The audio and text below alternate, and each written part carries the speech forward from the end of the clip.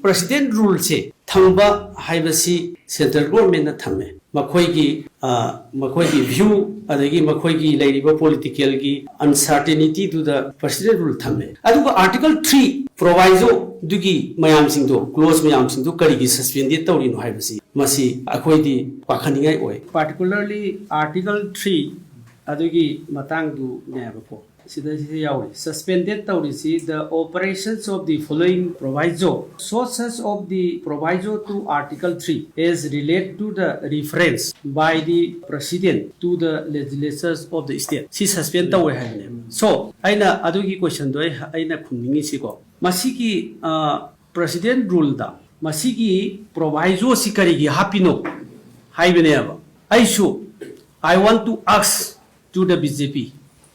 Karigi haiba proviso sida hairise masida yaurisi the bill has to be referred by the president to the concerned legislatures of the state to express its view adu sigumba integrity or akoigi leiriba article 3 the period increase of the area diminution of the area alteration of the boundary alter the name of any state Sigi views state logadabni haibne president na adu masi karigi haiba masigi article 3 gi proviso si suspended elimination the yauri no haibasidi aiko sunga e masi yawun thokte president rule da masi yawun thokte and why and how this is put under suspended animation. So this question we are asking to the BJP and they should answer this question. Why this Article 3, the proviso of this under Article 3 is included in the suspended animation. We are also wonder why it was put. Proviso is suspended with Manipur Myanmar Pakhaningai Boybra. Yes, very much.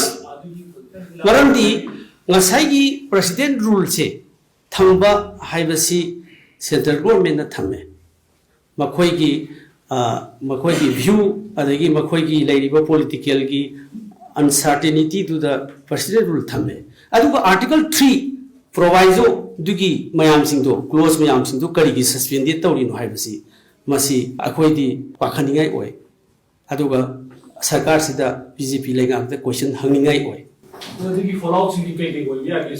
fallout the state the piba Madugi view haibadi if in case it happens Karigumba Parliament da Masagi alteration diminish adagi alteration taw kopasi state ki view logo da hai madu suspend taw hai bine so aduna masidi yawham thukte president rule thambada why it is so Jammu and Kashmir da article 3 yawe why Jammu Kashmir da president rule thambada da article 3 yawe si proviso si yawe then why it is so in Manipur.